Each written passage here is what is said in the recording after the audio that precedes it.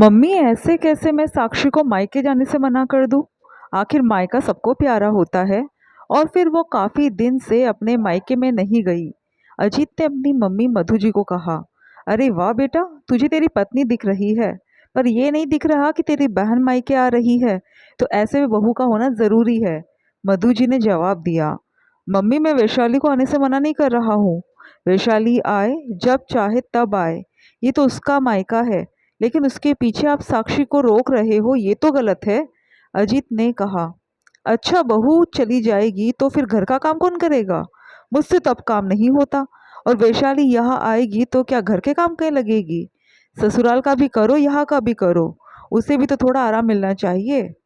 अच्छा, तो आपको बहू इसलिए चाहिए कि घर का काम कौन करेगा? और तो कोई समस्या नहीं है ना? विशाल ने कहा तो मधु जी चिढ़ते हुए बोली, अब तू बात को गलत दिशा में लेकर जा रहा है। मम्मी मैं कोई बात को गलत दिशा में लेकर नहीं जा रहा हूँ। मैं तो सिर्फ समस्या का हल निकालने की कोशिश कर रहा हूँ। अगर काम की ही समस्या है तो काम वाली बाई लगा लो। हम तो बाई अफोर्ड कर सकते हैं। इतनी क्षमता तो है हमारी, अजीत ने कहा। अच्छा, अब तेरी बीवी की सुविधा के लिए घर में काम वाली बाई लगा लूं? आज तक तो घर में काम वाली बाई लगी नहीं, और अब भी नहीं लगेगी। यूं ही मैं हर किसी को अपने घर में नहीं आने दूंगी। आपको इससे भी समस्या है तो फिर दूसरा काम करते हैं। पहले साक्षी 15 दिन के लिए मायके रह आएगी, उसके बाद वैशाली 15 दिन के लिए यहाँ आ जाएगी। दोनों का काम हो जाएगा। अब तू डिसाइड करेगा कि मेरी बेटी अब यहाँ कितने दिन रहेगी। वाह बेटा, मेरे जीते जी अब तुम ये बातें कर रहे हो तो मेरे मरने के बाद तो बुलाओगे भी नहीं। मम्मी चित भी मेरी पट भी मेरी। आप तो किसी भी तरीके से खुश होना पसंद ही नहीं करती हो। आपको तो सिर्फ बहू को रोकना है, इसके अलावा और कुछ कुछ नहीं चाहिए। एक दूसरे को जवाब देते देते आखिर बहस बढ़ गई। इधर अजित मुंह फुलाकर अपने ऑफिस रवाना हो गया और उधर मधु जी बिना नाश्ता किए अपने कमरे में आकर बैठ गई। पर घर का माहौल तो खराब हो चुका था। अब दिन भर के लिए इस माहौल को झेलना था तो साक्षी को, क्योंकि मधु जी तो मुंह फुलाकर बैठ चुकी थी। मतलब दिन भर वो धीरे धीरे कुछ ना कुछ बड़बड़ाती रहेगी और उनकी बड़बड़ाहट सुनकर उसका दिमाग खराब होता रहेगा। और आखिर जब तक वो खुद ही जाने से इनकार नहीं कर देगी तब तक बड़बड़ाहट यूं ही चलती रहेगी। हर बार आखिर यही तो होता था। हर बार समझौता बहू को ही तो करना पड़ता था। पर शायद इस बार साक्षी मनाने के मूड में बिल्कुल नहीं थी, क्योंकि उसे समझ में आ चुका था कि इतना करने के बावजूद भी अच्छी बहू का मेडल तो मिलेगा नहीं। और ये उसने अभी कुछ दिन पहले ही देखा था, जब साक्षी की तबीयत खराब थी, उसे बुखार था। हालांकि दवाई लेने के बाद बुखार कम हो चुका था, पर अभी भी कमजोरी तो थी ही। ऐसे में मधु जी ने अपनी सहेलियों को घर पर चाय नाश्ते के लिए बुला लिया और साक्षी को कमरे में जाकर बोली, बहू फटाफट से चाय और गर्मा गर्म भजिए बना दे। मेरी 2-3 सहेलियां आई है तो थोड़ा जल्दी कर। ये सुनकर साक्षी ने कहा, पर मम्मी जी मेरी हालत ठीक नहीं है। फिर भी आप, अरे इतनी भी तबीयत खराब नहीं है कि 3 लोगों के लिए चाय नाश्ता नहीं बना सकती, मधु जी ने कहा।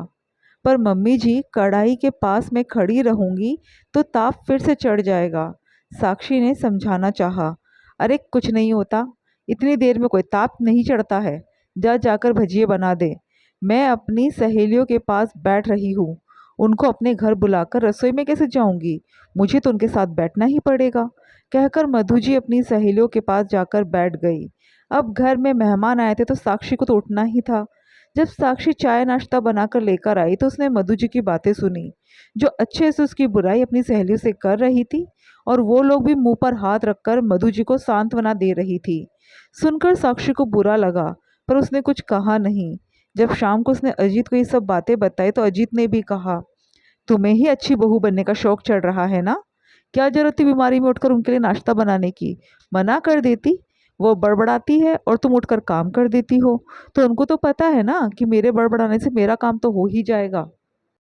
आखिर अजीत से भी उसे ही डांट पड़ गई। ये देखकर साक्षी ने भी डिसाइड कर लिया कि अब वो अपनी सास के बड़बड़ाने पर कोई भी काम नहीं करेगी। पर अब तो उसे मायके जाना ही था। इधर साक्षी नाश्ता लेकर उनके कमरे में देने गई तो मधु जी तुनकते हुए बोली, मुझे नहीं करना ये नाश्ता, तुम ही कर लो। दोनों पति पत्नी को मेरी बेटी चुभ रही है, जो उसके मायके आने के दिन डिसाइड कर रहे हो। मधु जी को लगा था कि साक्षी उन्हें मनाएगी, पर उसने खाना टेबल पर रखा और वापस मुड़ते हुए कहा, नाश्ता यही टेबल पर रखा है मम्मी जी। आपको भूख लगे तो नाश्ता कर लेना।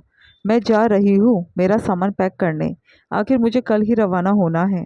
ये सुनकर मधु जी ने उसे घूर कर देखा, पर साक्षी तो उन्हें नज़रअंदाज करते हुए अपने कमरे में रवाना हो गई। अब मधु जी की बड़बड़ाहट और तेज हो चुकी थी, जो उसके कमरे तक पहुंच रही थी, पर उसने ध्यान ही नहीं दिया। आखिर ऐसा करते करते आधा घंटा निकल गया, लेकिन साक्षी मधु जी के पास उनके कमरे में नहीं आई। ये देखकर वो और ज़्यादा चिढ़ गई।